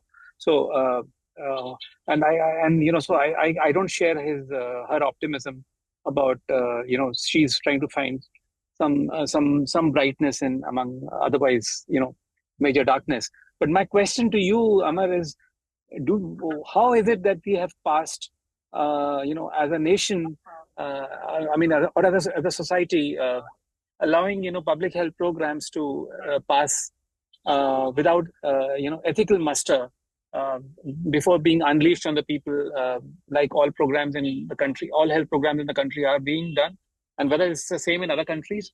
And the second bit is, do we have any ethical guidelines for community consent, or for discussing how to make IC material for the community at the national level? Yeah, I think your questions are quite difficult. One thing is that the public health ethics as a discipline is a quite a new discipline. I think almost 25, 30 years old. The clinical ethics and research ethics came up much, much earlier in the history. But having said that, what is important is that all public health schools, and we have a large number of them, should be teaching public health ethics, which is not being done. And the unfortunate part is that the public health schools which were developed in India 25 years back, they neglected ethics completely. I mean, that is the major problem. Actually, I can tell you that when Public Health Foundation of India was established, and then they were designing the first course of MPH, actually, I was and my colleagues were asked to create an alternate stream for master's degree, which will be on public health ethics. And we designed the curriculum and sent it to them, but they backed out. They said, no, this is not going to work. Unfortunately, nobody likes to talk about ethics, and they are more comfortable with the technical aspect. But that means we have to do more in order to really push public health system to be mindful of ethics. Not only ethics, but even human rights. Jonathan Mann tried his best and said that during HIV crisis that public health is perceived as anti-human rights, and anything that is anti-human rights is also, to my understanding, very indifferent or against the ethics, because ethics is nothing but respecting the human rights in public health. So that's why I say that, well, your concern is strong. We should campaign for it. There should be more campaign. I think the first step for us will be large number of community health NGOs are around. And that is also a problem. I don't know how many of them really reflect on ethics before setting up their own program. And I believe that if they take initiative and they said, we are doing and we want government also to do it, then it will work. We have an ethics review committees for research, but we don't have any mechanism, even consultation mechanism for the public health program. I think that is where we do a lot of advocacy. So I think Anita Carr has been raising a hand for quite some time. Hi. Hi, Dr. Jasani. Thank you so much. After a long time. Yes, after a long time. And thank you so much to each and every speaker and discussant. I learned so much. I want to, I'm a birth defects researcher. I'm a geneticist who managed to land up in a school of public health. So my learning has come through being battered and hammered by public health specialists. But I work in the field. So let me just point out, please, 4 points that are indirectly related to this discussion. Dr. Jain raised the question, is sickle cell a disease of tribals? My observation is that this may be a myth that is propagated by poor quality epidemiological research. And I say that based on our study on, we did a systematic review and meta-analysis on beta thalassemia. Let me tell you, we were unable to find a single article which supports that beta thalassemia clusters around Sindhis, Bengalis, there's that. We found it spread across communities, including tribal communities. So the first thing is, are we propagating a myth based on poor quality research data? The second thing, the approach of the program document could be because of the fact that the concept of disability amongst policymakers is embedded in that model of disability as a charity, So what we have is that the idea that disability is a human rights issue, it's a part of the human spectrum of being different, is simply not there. So if you read, or at least the way I read the documents, you see that we are doing something to benefit people. The third point is a discordance between the proliferation of biotechnology, genetic education, even medical genetics education, and the lack of development of simultaneous guidelines. For example, do we have anything in India like the NICE guidelines, which tell you who to test, when, where, why, etc.? I tell you that because, it's so sad. We come across families who can barely have 2 square meals in a day, and they are dishing out anywhere between 20 to 25,000 rupees for whole exome sequencing. And, the results of that sequencing has absolutely nothing to do with patient management. So where are the guidelines? One more point the last point that I'd like to make is that, we do not have a situationally appropriate genetics education. Yeah. And take it from me, I come from that background. You cannot understand genetics. You cannot understand a mutated gene when you're sitting across the table from a patient.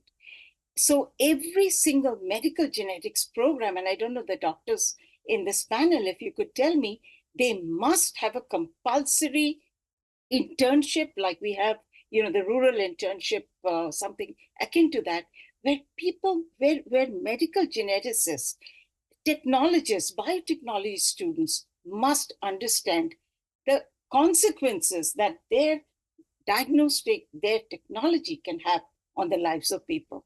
Thank you so much for allowing me to place these points. Thanks. Sarojini, Yeah, I just quickly add a couple of points, and then I think there are Sonalini and all are asking, can they speak for a couple of minutes? I think that is very important too.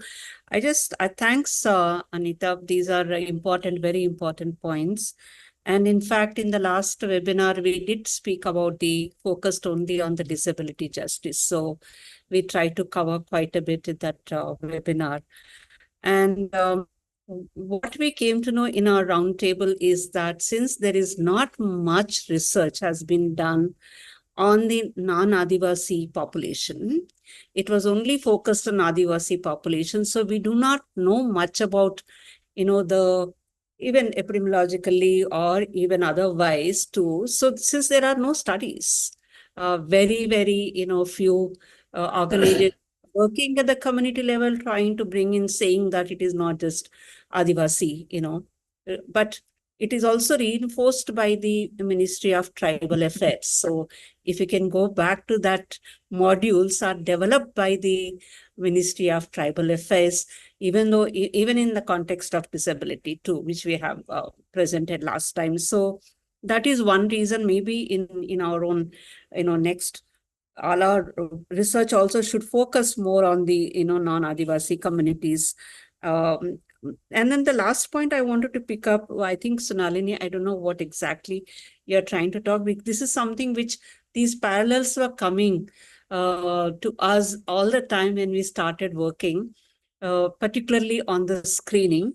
As we know, like antenatal is mandate, the HIV, sickle cell, thalassemia, and also there are 20 more, MS and all are a part of the antenatal testing. And we were also wondering, the feminist discourses which happened more than 3 decades ago in the like whether you should go for a HIV test, whether you can continue with your pregnancy, whether a woman has a right to have a child if she has if she is HIV positive. They were very, very, I'm sure Laxmi will know most of them, Mohan and others were a part of those discourses. So that was always coming, like we need to also go back to those, and then where we evolved our positionality. In fact, they have a right that applies every, even cell disease. It's not like every child born from a trait or from the disease is going to have sickle cell, or they will be, they will have longer life if provided you have a good treatment and, the enabling conditions. So that is something, we need to, constantly argue. Definitely, there are a couple of points which everybody, even in the guidelines, it says we need to have newborn screening. What are the alternatives? Looking into the positive, so-called. The newborn screening, we need to have, and also we need to look into the genetic counseling. Right now, the counselors are ASHA workers. They were not even trained on, it's a very specialized kind of counseling, but you are just dumping on, community level health workers to do that. So the infrastructural issues, and also we are not talking about the medical care and access to medicines and other things. Definitely, those are equally important, and awareness and education. So these are some things which were coming, whether we talk about premarital counseling programs or in the context of, the mass screening. So these are and also talk about the stigma, So these are the issues, if we can, maybe move towards that. Yeah, that's it from me, Amar. Well, thank you, Greta. I think the public health ethics is a very complex area. And like any public health, there is always a tendency to become very paternalistic about the community. Because ultimately what public health does is do a community diagnosis and then intervene at the mass level. That is what is public level, the public level intervention. And in doing so, we become sometimes very, very, very consequentialist or instrumentalist and say that, well, like Arjun, we have just, we are just focusing on this part only, and we forget about the people who are suffering and the individuals who are suffering. So that was the major issue when, during HIV/AIDS crisis, the idea of HIV respect or a public health respecting human rights came up, and said that, well, you cannot do that, and condemn the people who are sufferers. And so that is what seems to be happening here. We have to sensitize this program. Yogesh asked that what are the public health ethics review part. There are a lot of frameworks for doing public health review, because if our advocacy in any way succeeds and the government or the NGO say that our program may be reviewed for ethics, then we need to develop our own skills and knowledge about how to do the ethics review of the public health program. We have so far, guidelines for only research. Public health research guidelines we have. I think Zandini Kumar was here, and she has said that 2017 ICMR guideline talks about social science and public health and biomedical research, but that is still as a part of the research ethics guideline. We need the framework to look at that. What kind of problem is that? How scientifically it is defined? What are the data available? What is the intervention and what is the proportionality of intervention as compared to the problem? And how do we protect the rights of the people who are participating in the program? And if by any chance during the program, if some people are going to be neglected or suffering, what is our reciprocal responsibility to ensure that that is alleviated? All those parts are parts of a larger public health framework and dimension. I think they must be looked into. So that is what is happening here, that the massive screening program is there, but problem it is creating are not thought through, and as a consequence, what we are happy with is getting data, creating cards of different colors depending upon what kind of problem people have, and just leave them there with some advice, and as if we have no responsibility for these people who have gone through the screening. We can say that, well, it is voluntary screening, but voluntary in India is a very deceptive word. It was deceptive when COVID vaccine was given to us. We all were told that we take it voluntarily. But if you voluntarily don't take it, you will not be allowed to travel in the public transport. Oh? And when somebody files a case in the Supreme Court on it, government goes there and says that we never made it mandatory. And yet, all of us know that it was mandatory. You could not have lived your normal life if you had not taken it. So this is what is happening here. And that is also a big public health issue. I think Yogesh said about community, how to consult the community. This is a very big challenging thing. There's a lot of literature on it. I won't talk about it, but we need to do some work on that in the context of India, and particularly in the context of tribal area. And our tribal areas are quite, there's a lot of unrest in our tribal area. You know about it. There's a lot of unease there because these are the areas where there is a lot of natural wealth there, and that natural wealth is being mined and being taken away, plus timber, which was always there. The wood was always there, and that was taken away. And so there is a lot of unrest there. And here is the place where everybody's genetic makeup being prepared as a part of this project. And we had a lot of debate earlier about genetic profile law that India wanted to bring, and not only just do the screening of tribals, but the entire population of India, and create genetic profile of them. I still don't know when they collect samples for genetic testing in this screening, whether they are destroyed, and if they are destroyed, when they are destroyed. And the data which is generated from the genetic testing, where they are kept and how they are kept, and with whom they are shared. I think this is an important issue that we had not raised, but I think we need to look at, because this is actually a big asset for many companies to look at, and it has also a lot of security and people security dimensions, and that can create issues for them. I think that's how we go into the other dimensions which were not part of that. So Sangeeta, you can have last word, and then we can wrap up this thing. Yeah.